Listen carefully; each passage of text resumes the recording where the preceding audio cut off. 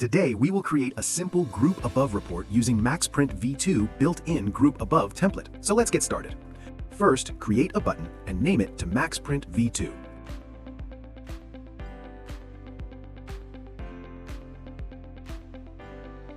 Now, add a dynamic action and name it as you like.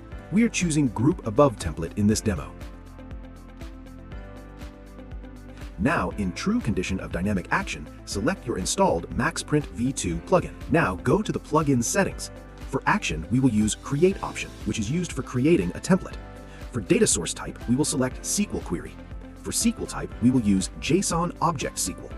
MaxPrint V2 also supports Simple SQL and Cursor SQL. Now we write our query in Query section. For convenience, we are just pasting it. Now we save and run. In our Apex application, click on the MaxPrint V2 plugin button we just created. We are now redirected to our MaxPrint Designer page.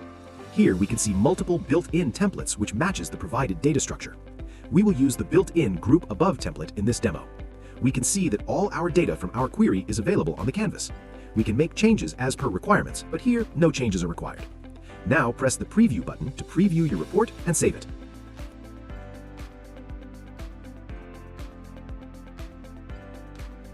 Copy the template ID from the Copy button, which is right beside the template name. Now go back to your application page in Oracle Apex.